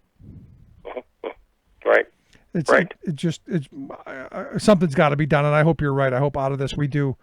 And out of this, too, the labor article that I sent out to news stations today, I thought was quite fascinating. Where it's talking about organized labor is basically beginning, a rebirth because people are realizing they need to have somebody step up for them. I was at a grocery, I was in public office for many years, so I go down to that part of Ohio, and people know me. And I've had many grocery clerks look at me and say, I had a lady at the gas station today in Zanesville, Ohio, and she said, what kind of protection do I have here? I don't have anybody protect me. I don't have a union. She said that to me today. I don't have a union. So that's the first time I've heard that kind of thing in a while. No, and this is what I've been saying to labor leaders and folks that I talk to. There's an opportunity here to have that rebirth, to have that birth like you had after the Great Depression, but you're still going to need the policies that's going to help move that forward. Out of the New Deal came, the most prosperous working class in the history of civilization. We need those policies again, along with that organizing fight that my grandparents had. Right. It seems pretty simple to me on that vein. Look, I think the organizing that's happened over the last couple of years has gotten us a little more radical as a society, maybe a little bit, to where you're seeing workers in Massachusetts telling GE, hey, you got to change over some of your factories up here to build respirators and ventilators and all of this other stuff. I think that's a positive sign as well. Right. And it is a positive sign. And then the social media is adding to this issue now with union membership, because really kind of an issue with labor and rights is going over the social media. And of course that's because workers are worried. They're saying you're essential, but by the way, you don't have any protections. Did you see about the Whole Food employees? They used an online petition to organize a Sick Out Tuesday demanding hazard pay. Yeah. No, and I think there should be more of that. And a little earlier we talked with Carl Rosen, the president of the UE, who was saying, look, we need to have more of this, and people need to say we're not going to work. We're not going to work in these horrible, crappy conditions because we shouldn't have to. We should be redefining essential workers to critical health workers, and those are the people that have to go to work. Everybody else, stay the hell home. Right. The United Auto Workers lost 9 members last week, and they pressured Detroit car makers close the factories and clean them. Establish a protocol. They lost 9 members last week. Jeez. So are we going to see like we see in places like Taiwan and China, where they're just driving down the street, spraying the streets down and spraying everything in sight down to try and clean from this? Yeah, I saw that in Iran also. They were doing that. I don't know if they're going to do it here, but I think it's shelter at home is a good idea. And again, if it's not done nationally, then this thing's going to go like in a wave. Is what's going to happen. Because you and I know people can't stay out of their jobs for the next 3 to 4 months unless the government is willing, like Canada, to continue to give money to people. Right. No, this is where yesterday, and I've said this a couple times today on the show, I had Joe Walsh on the program. I'm sure you remember who Joe Walsh, sure. Former Illinois congressman, who I again agree with very little with. Right. But he said, look, if the government's telling me I can't go to work and I need to stay at home, they got to pay me. And he's in favor of a program that's, they should be paying 90% of your wages. Right. And if they tell you you can't work and you're living in an apartment, can you be thrown out of that apartment? Yeah, I mean, that's another thing. And, we're going to work tomorrow on the program. We're going to have someone who's leading that movement to get people to have a moratorium on all foreclosures and evictions. Because here again, this is, I think, what we learned from 2009, where, millions of people lost their jobs, but they also end up losing their home and end up homeless and just chaos happened to communities. And I look at part of, Cleveland where I grew up, there's still houses abandoned there from the Great Recession. Sure, absolutely. And so if the government's going to say you can't go to work, then the government's got to help you as much as humanly possible. And they can help not just by money, but whoever this guest is, I'm going to tune in. I tune in your show a lot anyway, whether I call in or not. But I want to hear that because I was thinking about this today. If they're going to have you not work, which I understand why, then they've got to protect you on the other end. Yeah, but here's the thing. I go back to the Joe Walsh thing. Give me 90% of my wages. Let's open up some health care to make sure everyone gets health care in this time of crisis. And then we can just pay our rent and pay our mortgages and not have to go through all of that. But if they're not going to do it, they've got to have this. And look, even Trump figured this out. They've got a moratorium on evictions, I guess, until the end of April. But I'm like, what the hell good is that? Because it takes you a couple of months to get evicted or to be foreclosed upon. So they're just going to wait till May 1st to throw you out. I'll bet you you're going to see extensions of things as this progresses, especially with the panic of what's going to happen in mid-April. Yeah, no, and that's the scary part. And are you as surprised as I am that Trump moved back from his Easter rebirth? I mean, he had this great idea, the economy was going to rise from the dead, and he's walked away from that. And he's not even going back to defend it. He's just moving forward of, hey, we're going to have a lot of pain. Yeah, I mean, I was shocked. Usually, as you know, he will continue to defend something, he said. He won't back from it. No, that evaporated, and he went into another mode. Like I said, when I happened to watch with my father yesterday when the president came on, and my dad's 97, and he's looking and says, ooh, his tone's a lot different. I'm like, yeah, it sure is, to the point where it was like chilling. He sees numbers, he knows things. He's obviously, these people are sitting down with him that are out there in D.C., and obviously it's... he knows it's going to be a rough road to hoe mid-April. Yeah, and no more can he go run around and say, hey, we've got 3.5% unemployment. Right. Yeah, now we're almost to, 33% they project we will be? That's what they're projecting, as high as 32, 33%. I mean, it's right. Just staggering. And to have that happen in like a week and a half or 2 weeks, wow. But just scary stuff. Amazing. Anyway, Terrible. Stay safe.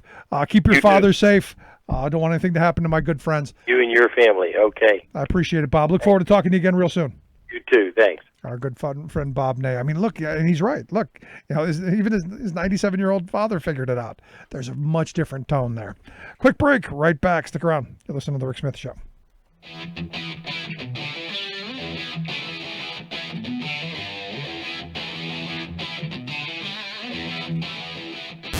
Saving work in America, one show at a time. The Rick Smith Show.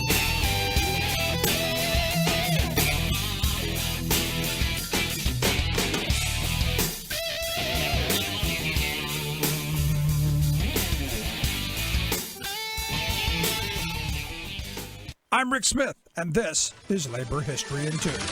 On this day in labor history, the year was 1963. That was the day that the New York Times ran the headline, New York happy as papers return. The longest and largest newspaper strike in the city had ended. During the early 1960s, changes in typesetting technology were transforming how newspapers were made. Members of the International Typographical Union worried the technology would undermine their work. Around 2 in the morning on December 8, 1962, ITU Local 6 called for a strike, demanding improved wages. Members were mostly Irish, Italian, and Jewish men. The newspaper workers at 4 papers, including the New York Times, walked off the job. 3 more major papers feared their workers would join the strike and preemptively locked out their workers. Newspapers were part of the fabric of social life of the Big Apple. In 2009, well-known journalist Nora Ephron described the impact. It was like part of the blood supply of the city was cut off. Funerals in the city saw a dip in attendance as obituaries went unprinted. In all, 17,000 newspaper workers, from typesetters to reporters to elevator operators, participated in the work action. The strike lasted 114 days. 600 million newspapers were not printed. The strike cost newspaper owners $100 million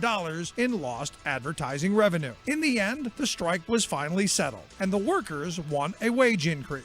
But they did not win any guarantee against the implementation of new industry technology. A few months after, the newspaper The Daily Mirror closed up shop, blaming the workers and the strike for deepening its existing financial troubles. And not surprisingly, both the Times and the Herald Tribune used the strike as an excuse to double the price of a newspaper from a nickel to a dime.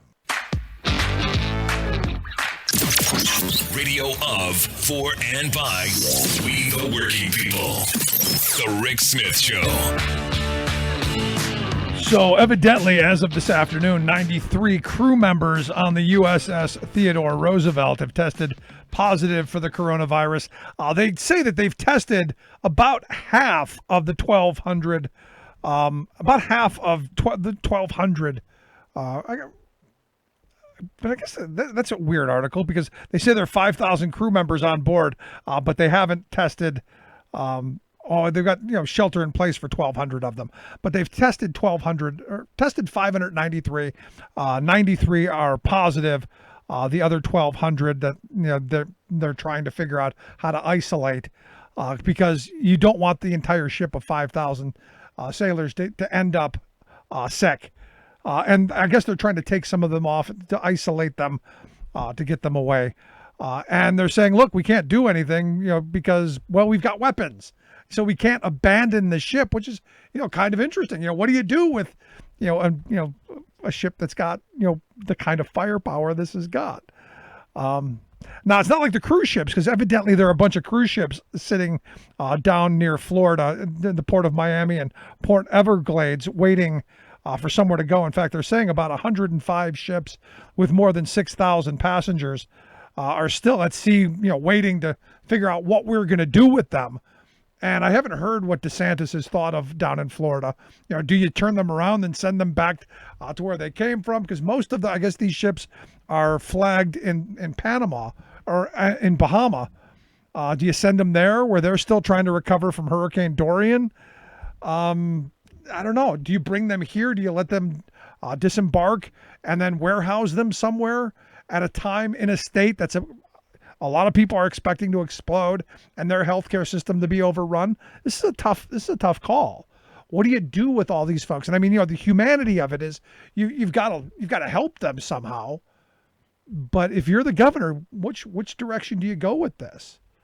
It's going to be interesting to see what he does ultimately.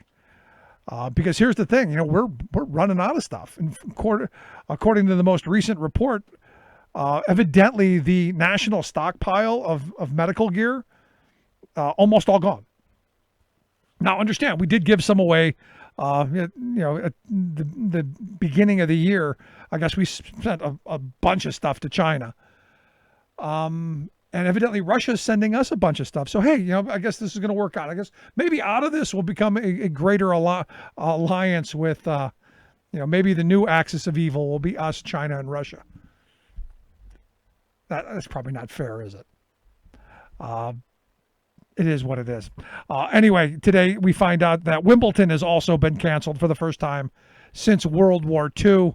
And as my wife told me today, get used to it. You're going to hear a lot of things. This is the first time this has been canceled since World War II, because this is a major, major event. But, no tennis. And I'll be honest, I'm a little sad, because this was going to be the first year maybe I was going to watch. Okay, it wasn't. But and now I'm not going to have the opportunity. And some good news coming out of the White House press briefing today. Evidently, the White House Correspondents Association has announced that it's banning this Chanel Rian.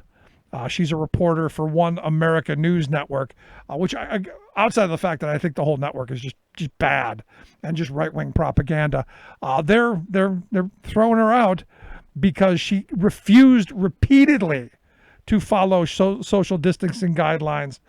They said this imposed a safety risk for the other reporters, so they ousted her. And you go, wow. I mean, could this be that little turning moment where, the Trump administration finally realizes that all the right-wing hacks aren't their buddies? Just a thought. And finally, my favorite story of the day.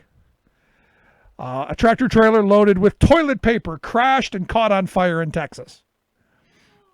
And all of the people stood around and cried because up in smoke went an entire trailer load of industrial toilet paper. Those giant rolls you see in restaurants and stuff, all up in smoke. In fact, the sheriff's department said that it was burned extensively, which meant all gone. And imagine how fast toilet paper goes up in a fire. The driver was okay. He will drive again. Good stuff. Anyway, if you missed any of today's program, thericksmithshow.com. That's where you go to get the podcast. The Rick Smith Show app on the smartphone. Take the program on the go wherever you go. And as always, you can email me, rick@thericksmithshow.com. Thanks so much for being here. We'll see you back here next time.